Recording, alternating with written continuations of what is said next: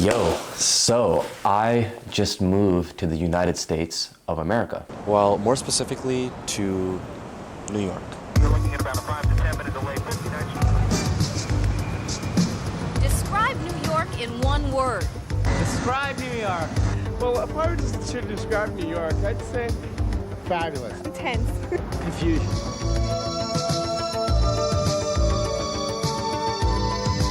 New York is a city like no other. The Big Apple. So in this, sorry, there's a train going by. I live right by the subway station. So what's going on, guys? In this video, I want to show you how I did it, why I think you should move here. In general, my biggest struggles this past while with KTO. And I'm going to take you in a day with me to do some interviews and all the crazy things that can happen when you're living that New York life. So to give you context, I'm Canadian. I lived in Vancouver, British Columbia my entire life with my two loving parents, really in one house full of my entire family. And you know, if you're brown like me, you kind of understand why. That's just how our culture goes, and I love that. It has been my dream to live in New York City and move my business here. And legally, if you're Canadian and you don't have your O1 visa, which is what I just got, you can't make any money in the States, and you're not really allowed to come here and do all these interviews and this press and grow your business. I just moved here last night, and if you're wondering how I did it, really, I got the best lawyer in the entire country. I saw that a lot of celebrities use this lawyer and I wondered why, but I get it now. It definitely rinsed like a third of my bank account to come here. But honestly, I think New York is just so worth the investment. So a big concern was leaving my parents. I know what you're thinking, like, dude, you're getting older, like, how have you not moved out yet? But if you're brown like me, Pakistani, Indian, like, you understand what it's like. In our culture, we value our parents so much, and rightfully so. Like, they did so much for us. They immigrated, worked their ass off so that we can have the best life in North America. And yeah, leaving your parents is not easy. I'm the youngest in the family. I got 3 siblings, and my parents are really old. And I remember telling my parents when I started KTL, like, hey, no matter how big this company gets, I will never leave your guys' side, and I'll always stay here in one house with you guys in Vancouver. But I'm not gonna lie, over the past few years, I've been feeling pretty sad and not satisfied in just being in that same boring environment at home all day. All of the cool work I did was done virtually and on the computer. And I'm just like, nah, man, I wanna be in front of what I love, in front of what I'm doing as my career. My fear is that if I move to America or New York,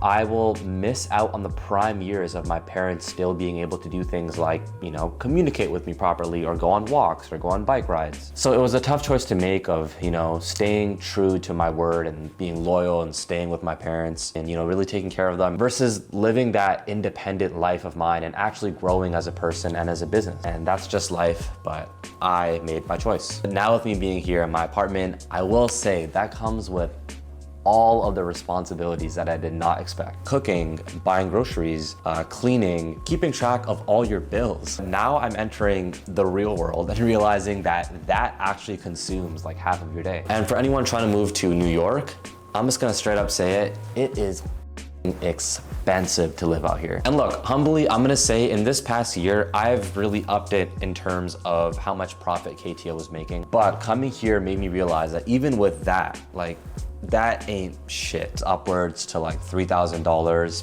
for this small place. Oh, by the way, how rude of me that I didn't even give you a tour of this whole place. First thing you see, Playboy Cardi. Appreciate the person who sent me this, but that's the first thing you see when you come here. I think this is the most valuable part of my building. If you live in New York, you know that this doesn't come by very often. It's one of the main reasons I got this place. And on to my second favorite part of this building is the washroom. Like, it is a very modern and clean washroom. Again, not something that you get very often in New York. Also, I'm just so addicted to pressing this light here. Like, this is genius. Okay, so you walk out and then you got all these boxes, but you get this very modern kitchen. Something I love to use for literally 2 purposes. Making a grilled cheese sandwich or like scrambled eggs. Literally, that's the only thing I can make, and that's what I've been surviving off. And probably what I'm gonna be doing for the next like month until I learn how to seasoned chicken and shit like that. Space right here essentially, which I guess I could have made a living room, but like who's really coming in here? So I think I'm gonna use this to just put like a lot of my merch boxes. It was either this or I go and get an office space, which is like another 1.5K, 2K. I could see myself getting that once we launch the KTO podcast, because then we can use the space for storing merch, doing photo shoots, and running the whole show. You know, kind of like a no jumper back of the store or like a Lyrical Lemonade office type situation. I don't know, what's your thoughts? Let me know in the comments, I'm gonna read them. I got this clothing rack here. I will show you some more of this in a minute. And I just kind of got this shitty bed off Amazon. It was really cheap, like the shit is cheap, like yeah. Had to bring my Yeet rug. Again, that was just like no question. Anyone watching is making things like this, please send it my way. Anything to help decorate my apartment, I will be so thankful for. And I just love these little like hip hop toys and rugs and things like that. I'm gonna put this little P.O box that I got out here in the description. Then I got this TV so I can, you know, watch my daily dose of hip hop content. I had this little station that I'm trying to build here. I'm probably gonna move that into the corner and get a little gaming chair. I'm trying to make this like my working desk, but then like, I'm gonna be honest, I just go to my bed and start working. It's a really bad habit. Here are the shoes that I brought with me from back home. I kind of had to pack light. I try to wear these a little less just because they're so played out. These shoes, which I think are really underrated, man. I know a lot of people probably wouldn't like rate these, but not everything has to be this hype beast thing that all the rappers wear. Like sometimes you just gotta find your own shoes that you like. I just wear these to go run in the gym in my building. I understand these are very much 2016. I've been wearing these Uggs. A lot of people are like, oh man, Uggs are just for girls. Bro, there's literally nothing I love more than these shoes, and they go so well with some baggy pants. And so here are the clothing pickups I've gotten in New York. A lot of the stuff was actually sent to me by you guys or other brands, so I really appreciate that. And if you want to send me other stuff, I will wear it in the vlogs and the interviews. A KTO fan sent me a Madrid jersey. I don't watch soccer whatsoever, but I just thought this was really cool. Can you see it? Can you guys see that? Yeah. They custom wrote KTO on the back, which is just so hard. These are by far my favorite pants in the longest time. They're by this brand that my homie Max Evasion, dope guy, he put me onto. They're called Jaded London. The back right here, like this looks so hard. This is what it looks like with the Uggs. It's like the hardest thing. This jacket that a lot of you guys been asking me about is from this brand called AA Spectrum. Hands down one of my favorite brands right now. Like genuinely so hard. It's kind of like you fold it like this and then you zip it. It reminds me of like that one LV jacket. Super duper hard. I also got sent this Party Next Door merch by his team, so I appreciate you guys. My favorite artist of all time. You guys probably saw me rocking this in the Wonder Girl interview. This delivered recently by this brand called Systemic. I think they're from Germany. An exclusive for sure. I'm gonna give you guys these soon, but these are so custom, cropped, like you will know more about these soon and they will drop. I wore this the other day at the Cheesecake Factory. A lot of you guys saw my Instagram story. I literally got this from Aritzia. Like you can find some cool stuff in stores like that. And then this motorcycle jacket, you've seen me wear a gazillion times. Okay, well, now that you guys saw all of that, I actually have to start my day and go interview one of the hottest artists and producers in New York. I'm gonna go interview Cash Cobain, and then right after that, I'm gonna go to a very special office that I was invited to, the Apple Music offices. And then it's actually my birthday today, so I think I'm gonna go spend the late night out with my friends. I think we're gonna go to the Comedy Cellar or something. If you don't know what that is, it's a very iconic place in New York where a lot of local comedians go and do stand-up, and I'm gonna take you with me. I think one thing that's really tricky about New York though, I will admit, is the train system. Like it gets you everywhere quick, but man, can you get lost, bro? So I'm heading uptown right now. If anyone's in town, you must go to this bakery. Anything for the morning, for lunch, you must go here, I promise you.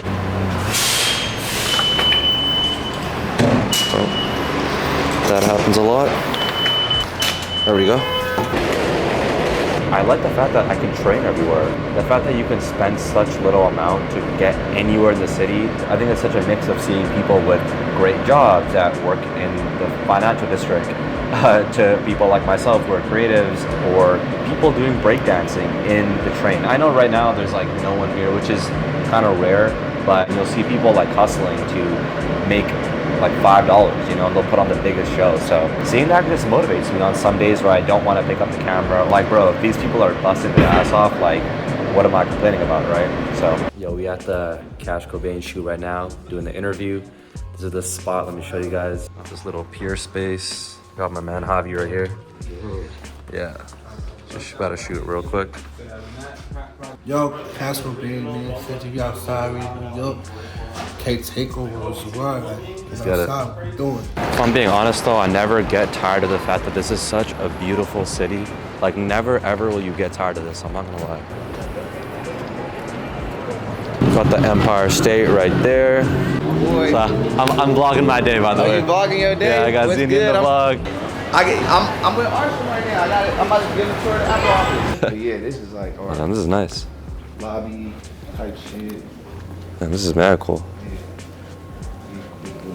Do they record like, you know when Ebro goes live and like his interviews? Yeah, I'll show you. Oh wow. Oh shit, dude, this is so like high produced. Yeah, it's like our shit. Our LA office got this kind of situation too. I think Ebro shows and filmed in here too. I think he'd be like sitting in this chair. Damn, Yeah, that's mad cool. yeah, it's pretty dope. It's a cool little setup. So what are they doing here? It's like our listening room. So like when artists come and do their playbacks and stuff, we just kind of just vibe out in here with the teams and artists and shit. And Oh, like they'll play you like albums early and things like yeah, that? so that's where I've been at all week, like listening to everybody's stuff. Oh wow. How long are you gonna be in the office today? Man, till Drake comes. Till what? Till Drake comes. What do you mean? Like I haven't got the Drake album yet. You know, Scary Hour 3's this time. Oh yeah. I thought you meant literally Drake is gonna come here. No. For all the dogs, Scary Hours edition is a deluxe. Oh. Got it. You can hear it now? Yeah. We can't film this part. Of course. I got. Oh my goodness. All right, so I'm back. Wow. Okay, Jesus. I gotta tell you guys all about it. So it's about 3:30 a.m. right now. The Cash Cobain interview went decently well. Expect that to come out really soon. The Apple Music meeting went really well too. I talked to them about potentially doing something with KTO. I know it sounds kind of surreal, but hey, you never know. The Drake project just came out a couple hours ago. Fire. But yo, guys, I need to tell you what just happened, literally just right now. I went to the Comedy Cellar and there was about 4 local comedians that went on, and honestly, it just wasn't funny at all. Like it was really boring. And I'm like, damn, this is not how I want to spend my birthday night. But so then the host comes and he's like, yo, we're about to end the night, but I want to bring up just one special friend. And I turned to my brother and I'm like, yo, watch it be like Dave Chapelle or something.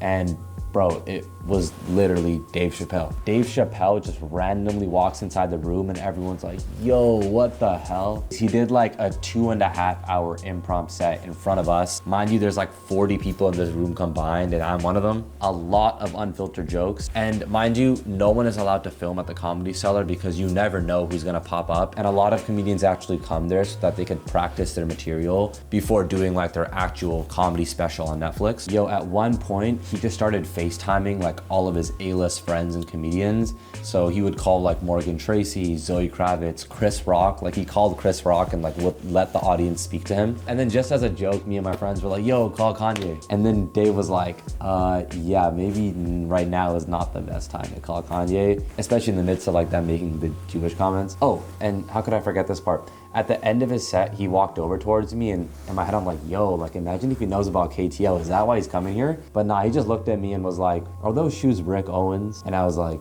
yes. And then he just smiled really hard and dapped me up and then walked out the venue. So you kind of get a gist of why I wanted to be here so badly, right? This is gonna be one exciting chapter for myself and for KTO. And I plan to do a lot more of these videos. I'm not gonna lie, I was a little scared at first because I'm like, do people even really care like as much as the artist interviews? But honestly, life's short and I love making things like this and being so relatable to you guys, bringing you along the journey and having you grow with me. This weekend, I'm actually flying to Los Angeles to go to ComplexCon. So of course, I'm gonna be vlogging all that stuff for you guys and shooting some interviews, which you'll see in the vlog. I'm hyped, man. Thank you guys for watching this New York vlog, the first of many. And I'll catch you in the next video.